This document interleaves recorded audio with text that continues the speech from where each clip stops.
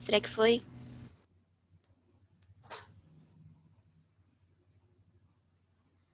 Foi. Foi. Foi? Uhum. Tá, beleza. Peraí que não é esse, é nesse. Aqui. Pronto.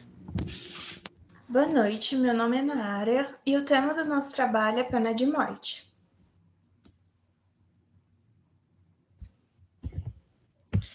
Eu vou falar um pouquinho sobre a relação entre a ética e a pena de morte. Para a filosofia liberal, em geral, a pena de morte é um tratamento inadequado e atrasado para o julgamento de crimes. Isso porque, antigamente, os reis tinham o poder de mandar matar um indivíduo, diferente do que acontece no mundo atual.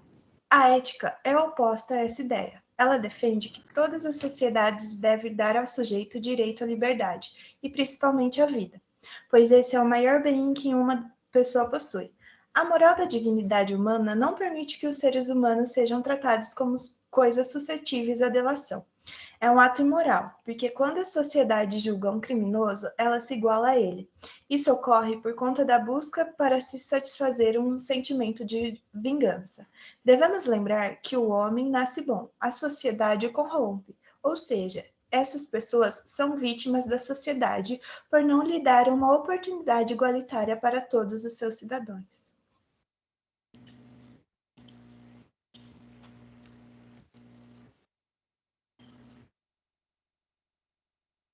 Boa noite, meu nome é Fernando. Eu vou falar sobre a historiografia do tema. A pena de morte, também conhecida como pena capital, sempre existiu em inúmeras sociedades. Ela é a mais antiga das punições. Não se sabe o registro exato de quando ocorreu seu surgimento na humanidade. Porém, é fato que, desde a sua origem, ela sempre foi aplicada com requinte de crueldade, impedindo uma morte lenta, dolorosa e torturante. As execuções geralmente eram efetuadas em ambientes públicos e deveriam causar o máximo de sofrimento ao condenado, para que o mesmo servisse de exemplo. Outro fato importante é que, ao longo da história, ela foi incorporada e aplicada mediante diferentes justificativas, ou seja, a evolução do homem e seus modos de organização social também provocaram transformações desse tipo de prática. Na Idade Média, por exemplo, no Código de Hammurabi, primeiro conjunto de leis escritas da história, a pena capital era destinada a 30 tipos de crime. Já no Código Draconiano de Atenas, elaborado em 621 a.C., todos os criminosos eram sentenciados à morte. A lei das 12 tábuas, implantada em Roma em 452 a.C., era ainda mais severa, pois a penalidade era dada até para as crianças que nascessem com deficiências físicas ou mentais. Na Idade Média, destaca a Igreja Católica, que perseguia e julgava todos aqueles que não seguiam suas doutrinas. Com a criação dos tribunais da Inquisição, os condenados eram mortos na fogueira, montada em praça pública. Na Idade Moderna, do século XV até o século XIX, as formas de execução passaram por mudanças. A decapitação, por exemplo, era bastante comum na Europa. Depois, o método mais usado foi a guilhotina, especialmente durante a Revolução Francesa. Os alvos, na maioria das vezes, eram os opositores ao movimento. Na Idade Contemporânea, a pena de morte ainda é aplicada em alguns países. Cada país mantém sua própria legislação sobre o tema, mas os crimes que geralmente são sujeitos a essa punição são homicídio qualificado, terrorismo, tráfico de drogas, espionagem, corrupção, adultério, homossexualismo, entre outros. As formas de execução também variam de acordo com cada país. Na Arábia Saudita, por exemplo, a decapitação é feita com espada. O enforcamento é praticado no Afeganistão, Singapura, Irã, Iraque, Coreia do Norte e Japão. No século XX, a cadeira elétrica foi inventada, sendo empregada principalmente nos Estados Unidos. Nos 50 estados norte-americanos, 29 ainda mantêm a pena capital, mas atualmente é usada a injeção mortal. Na China, a nação que mais sentencia a morte no mundo, os condenados recebem a injeção ou são fuzilados. No período do Brasil colônia, o chamado livro 5 das ordenações filipinas determina a pena de morte para vários crimes. O slide, a pena de morte no Brasil. No período do Brasil colônia, o chamado livro 5 das ordenações filipinas determinava a pena de morte para vários crimes, exceto os de legítima defesa. Mesmo após a independência do Brasil, essa condenação se manteve no Código Criminal do Império, sendo usada pelas elites como meio de vingança e repressão. Segundo historiadores, a principal motivação para o fim das penas capitais no país foi o enforcamento do fazendeiro Manuel da Mota Coqueiro. Ele foi condenado pelo assassinato de uma família de colonos que trabalhava em suas terras. Ele chegou até a pedir perdão para Dom Pedro II, mas o seu pedido foi negado. Como após a sua execução surgiram provas que revelavam a inocência, o imperador decidiu converter todas as sentenças de morte em outros tipos de punição. A penalidade, no entanto, continuou a ser aplicada contra os escravos. Inclusive, a última execução ocorreu em 1876. Somente em 1891, com a primeira legislação depois da proclamação da República, que a pena de morte foi finalmente abolida. Na ditadura militar, um decreto até restabeleceu para os atos considerados terroristas, mas nenhuma pessoa teve a sua vida retirada. A Constituição de 1988 manteve a proibição quando envolve os chamados crimes civis, mas permite que seja aplicada por meio de fuzilamento, em casos cometidos em períodos de guerra. Então, Boa noite, meu nome é Letícia e eu vou falar um pouquinho sobre consciência e liberdade. A consciência moral é para Kant a consciência do dever, que nos apresenta na forma de lei moral, onde nas escolhas morais a vontade humana se encontra entre duas. A consciência empírica pertence ao mundo fenomênico, isto é, a unidade só pode ser proporcionada pelas sínteses efetuadas mediante as intuições do espaço, do tempo e os conceitos do entendimento. Já a consciência transcendental é a possibilidade da unificação de toda a consciência empírica. Portanto, da sua identidade em uma última análise, a possibilidade de todo conhecimento. A consciência pode ser compreendida como o saber que o ser humano possui de seus próprios pensamentos, sentimentos e atos, tão quanto o mundo que nos cerca. Ainda, ter consciência permite que o homem consiga discernir certo e o errado, estar diante de uma situação e ter a possibilidade racional de julgá-la e analisá-la. Segundo Immanuel Kant, a consciência pode ser moral, empírica, que é psicológica, e transcendental, a genosológica.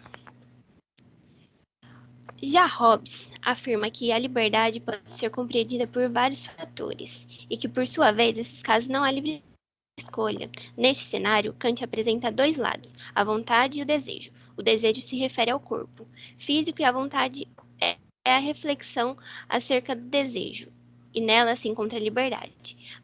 Mas ainda contrapondo esse pensamento, Spinoza acredita que a alma é a consciência e as pessoas precisam ganhar potência o tempo todo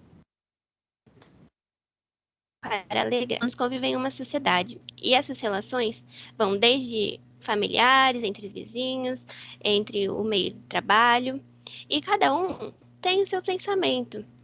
E para que possa facilitar essa interação, surgiu a noção de ética. Hobbes afirma também que a liberdade poderia ser condicionada por vários fatores, e por sua vez não há livre escolha.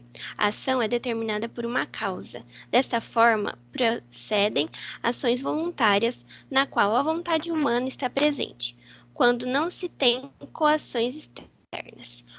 Porém, essa liberdade pode significar um problema, tendo em vista que o homem é guiado pelo seu próprio interesse. O homem é guiado pelo seu próprio interesse. Sendo assim, mesmo que ele tenha consciência de seus atos e leve em consideração a ética e a moral, ele tende a escolher o que mais lhe convém. No período em que era permitido o olho por olho e dente por dente, a consciência aceita era que, se ele matou alguém, ele também tinha o direito de matar. Os argumentos contra. Os erros nos julgamentos é um importante aspecto a ser destacado, pois sem a pena capital presente em nosso país, já vemos diversos casos de pessoas que foram sentenciadas de maneira errônea. Ou seja, para implantar tal forma de julgamento em nosso país, é necessário que haja recursos para os indivíduos tenham a chance de provar a sua inocência. Mas esse sistema leva tempo, fazendo com que os crimes cometidos percam totalmente seu caráter exemplar.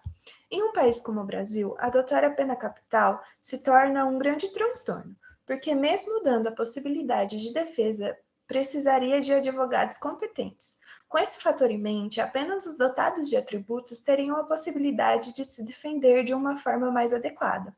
Sendo assim, os mais pobres, que dependem do sistema do próprio Estado para se defender, seriam esses a serem condenados à morte. A pena capital no Brasil serviria apenas para escancarar ainda mais a desigualdade social presente em nosso país, pois os que seriam condenados a tal ato são as pessoas sem recursos algum para provar a sua inocência perante um tribunal. Também vale ressaltar que o artigo 5º da Constituição Federal garante a todos os cidadãos estrangeiros residentes no país o direito à vida, tornando assim a vida o princípio mais importante em nossa Constituição. De acordo com tal princípio, a pena de morte não se faz necessária em casos de crimes civis. A prisão já é o suficiente, lembrando sempre que essa pena tem como finalidade ressocializar o preso e assegurar a sua integridade, tanto física quanto moral. Devemos ressaltar que, perante a Constituição, só é permitida a pena capital em casos de crimes cometidos em tempos de guerra declarada, e a execução ocorrerá por meio de fuzilamento, realizada por militares. Apesar dessa pena ainda existir no nosso ordenamento jurídico, ela nunca foi colocada em prática. A pena capital é algo totalmente desumano e degradante, pois esse julgamento tira da pessoa o direito de se redimir e ter uma vida digna perante a sociedade. A partir disso, vemos que o direito à vida não é somente o viver, mas o viver com dignidade, com o mínimo de cidadania, viver com qualidade de vida sem que ela seja tirada de si. Por fim, que sua integridade física e moral sejam garantidas.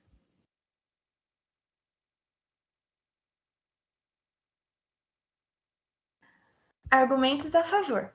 Economicamente, seria mais vantajoso o Estado adotar a pena capital, uma vez que o custo de manutenção do preso é bastante alto para os cofres públicos. Essas verbas aplicadas na estrutura prisional falida, pois não consegue alcançar o seu real objetivo, que é a ressocialização do preso, o que serve somente para desumanizar o indivíduo. Com isso, ele volta para o âmbito social, muito mais perigoso do que antes. Estima-se que o Estado gaste em torno de 5 salários mínimos com a manutenção de um preso comum, dinheiro que podia ser facilmente direcionado à educação pública do nosso país. Ou seja, se fizermos uma ligação entre os mundos estudantil e prisional, fica bem claro que mais da metade dos detentos brasileiros são analfabetos ou não completaram o ensino fundamental.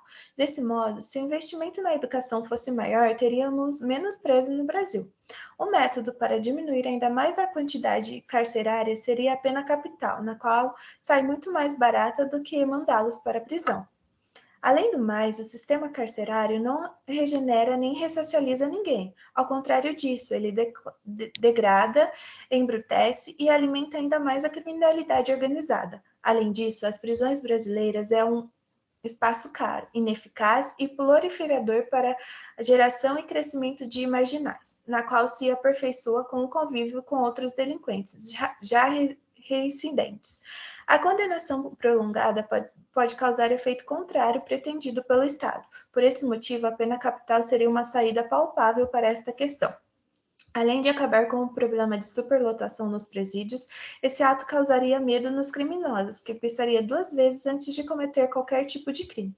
Por fim, a aplicação da pena perpétua como substituto da pena capital não adiantaria de muita coisa, pois o Estado continuaria tendo gastos exorbitantes com esses indivíduos por muitos anos, além de ser totalmente contrário ao intuito de ressocializar. Vale ressaltar ainda que muitos presidiários preferem morrer a ficar por anos em uma prisão, sem ter a possibilidade de retornar à sua vida.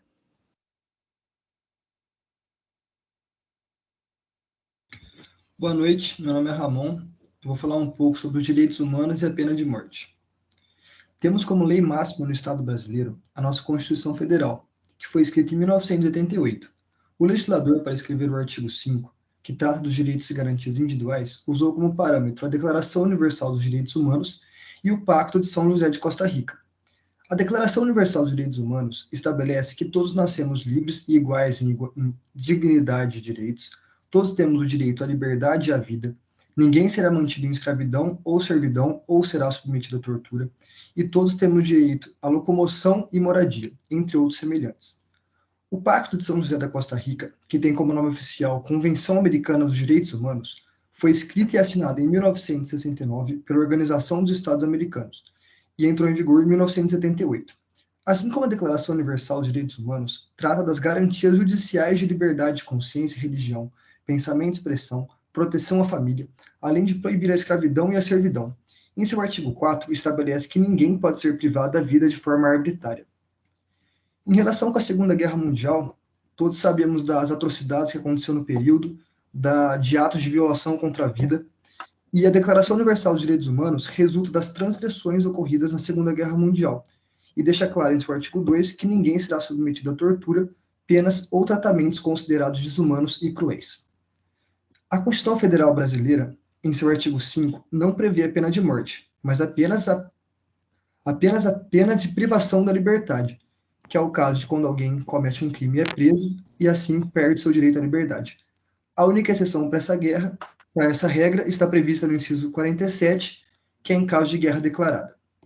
Após a abolição da escravatura, aos libertados não foram dadas oportunidade de inclusão social, criando assim um grupo social que durante muitos anos não teve acesso à educação, não teve acesso à cultura e, consequentemente, não teve acesso à ascensão econômica.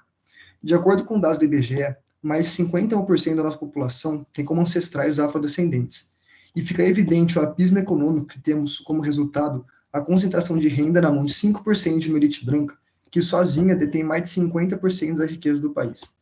Talvez esse seja o motivo que o legislador não adotou a pena de morte no Brasil, pois ela certamente seria imposta em maior parte sobre essa população que desde o início teve menos recursos para lutar pelos seus direitos. Considerando que a pena de morte é irreversível, e não podemos deixar de lado o fato de que o criminoso pode ser julgado de forma errada, e esse erro não poderia ser corrigido nesse tipo de punição, e a título de exemplo, 32 estados norte-americanos adotam a pena de morte, mas como a mesma não reduz a criminalidade de forma comprovada, o estado da Virgínia, depois de 413 anos de aplicação e execução de 1.390 pessoas, aprovou a abolição da pena de morte, no mês de fevereiro de 2021.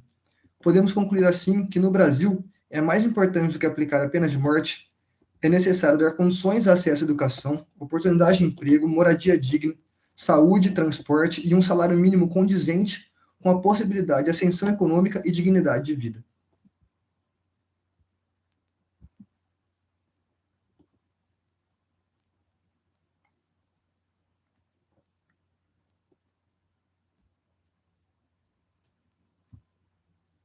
Religião e pena de morte. Primeiro, o judaísmo. O judaísmo é a religião monoteísta mais antiga do mundo. Originou-se por volta do século XVIII, a.C., quando Deus mandou Abraão procurar a terra prometida. Seu desenvolvimento ocorreu de forma conjunta ao da civilização hebraica, através de Moisés e Salomão, entre outros personagens, sendo que foram esses dois últimos os reis que construíram o primeiro templo em Jerusalém. Os judeus acreditam que Javé seja o criador do universo, um ser onipresente, onipotente e onisciente, que influencia todo o universo e tem uma relação especial com o seu povo. O livro sagrado dos judeus é a Torá, revelado diretamente por Deus. Para o judaísmo, o pecado mais mortal de todos é o da idolatria, ou seja, a prática de adoração a ídolos em imagem. Na atualidade, essa religião tem mais de 14 milhões de seguidores. Sobre a pena de morte no judaísmo, os judeus utilizavam dois livros considerados sagrados como forma de justificar a defesa da pena de morte. O primeiro é a Torá, lei escrita, que fornece uma lista de crimes capitais punidos com a pena de morte. O segundo livro é o Talmud, que seria a lei oral, que estabelece os requisitos necessários para se provar a culpa. Dentre os crimes punidos com a pena de morte estão a idolatria e adoração a outros deuses, a blasfêmia contra o nome de Deus, homicídio, estupro, adultério, sequestro, homossexualismo, zoofilia, entre outros. Conforme relatos contidos na Bíblia, os tipos de pena de morte aplicados a infratores da lei são apedrejamento, golpe da espada e enforcamento. A pena de morte só deveria ser aplicada após ser comprovado o cometimento da infração. Sendo assim, é necessário que duas testemunhas presenciem o ato do crime. Além disso, as testemunhas não podem ter vínculo com o acusado. O Talmud ainda possui uma série de motivos que possam desqualificar ou qualificar uma pessoa como testemunha. Os judeus viam essas leis como sendo uma ordenança de Deus, ou seja, quem as cumprisse estava sendo obediente a Javé e aplicando a sua justiça. Para o judeu, essas leis era uma forma de Deus expressar seu amor, cuidado e justiça com seu povo. Outro ponto interessante é que alguns estudiosos enxergam as leis de Moisés como tendo um caráter preventivo, uma vez que é obrigatório que estas leis e ordenanças fossem estudadas por todo o povo. Ou seja, as leis eram ensinadas a todos desde a infância, de modo que, sendo educados de acordo com esses preceitos, eles não cometessem tais crimes. Agora, sobre o islamismo. O islamismo é considerado a segunda religião mais praticada do planeta, com vários seguidores espalhados pelo mundo, cerca de quase 2 bilhões. Essa religião surgiu no século VI, na Arábia. O criador do islamismo é o profeta Maomé, homem nascido na cidade de Meca no ano de 570 d.C. Maomé foi órfão desde cedo e, em idade adulta, se tornou comerciante. Segundo ele, sua vida mudou quando recebeu mensagens e visões divinas entregues pelo anjo Gabriel, evento conhecido segundo a tradição religiosa muçulmana como Noite do Destino. Cabe ressaltar que os muçulmanos não adoram Maomé como Deus, mas o consideram como um grande profeta. O islamismo é uma religião monoteísta. Sendo assim, os muçulmanos acreditam que só existe um Deus, cujo nome é Alá, um Deus onipotente, onisciente e criador do universo. A base da fé dos muçulmanos encontra-se no Alcorão, considerado um livro sagrado. O islamismo possui 5 pilares básicos, que são eles: declarar a fé em Alá e a crença em Maomé, orar 5 vezes ao dia, fazer doações ao necessitado, jejuar durante o Ramadã, que é o mês considerado sagrado, fazer uma peregrinação à cidade de Meca, pelo menos uma vez durante a vida. E sobre a pena de morte do islamismo, ela possui regras baseadas na Sharia, que são leis fundamentadas no Alcorão, que visa proteger os indivíduos e a comunidade. Ou seja, em uma comunidade islâmica, todos os muçulmanos assumem a responsabilidade de cumprir as leis. E essas têm como objetivo a preservação dos 5 direitos básicos: direito de praticar a religião, a proteção da vida, salvaguardar a mente e o intelecto, preservação da honra e da família e a santidade dos bens de propriedade. Para eles, os direitos da comunidade se propõem aos direitos individuais. E se uma pessoa violar essas normas, ela deve ser punida. Existem vários crimes que são punidos com a morte, como exemplo, homicídio, homossexualismo, estupro, adultério, alguns tipos de roubo e principalmente crimes cometidos contra a fé, que incluem ameaças à comunidade islâmica, como exemplo, se voltar contra a religião. Quando alguém é acusado de algum crime, esse indivíduo é encaminhado ao julgamento em um tribunal islâmico. E após a averiguação das evidências, que é feita de forma extremamente rigorosa, antes de fazer a punição. As penas de morte aplicadas variam de acordo com o delito praticado, podendo ser apedrejamento, decapitação e enforcamento. Na atualidade, grande parte dos países teocráticos islâmicos ainda mantém a pena de morte e acrescentaram outros crimes que são punidos de acordo com a localidade, como exemplo, o tráfico de drogas, espionar. A religião islâmica, na sua essência, não propaga violência e terrorismo no mundo, pois seus fundamentos são pautados em valores como amor, respeito, misericórdia e perdão. A violência é propagada por alguns grupos considerados fundamentalistas, como o Talibã e o Estado Islâmico, e sob o argumento de lutar por uma fé pura e verdadeira, cometem diversos crimes contra a humanidade. Existem relatos atuais desses grupos fuzilando ou decapitando pessoas que não compactuam da mesma crença que eles.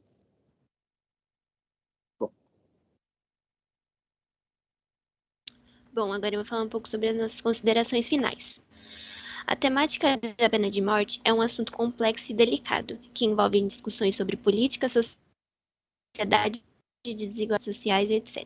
É importante conhecer os argumentos que envolvem a pena de morte e considerar os contextos que ele ocorre. De todo modo, a sociedade precisa refletir sobre o tema que é sempre recorrente no Brasil, especialmente em momentos de crise de segurança pública ou na ocorrência de crimes de grande repercussão. Também é um assunto que pode abrir as portas para outros debates sobre como funciona a nossa sociedade, tendo ou não uma posição final. É importante debater essa temática com ética e responsabilidade. Muito obrigada pela atenção. Boa noite.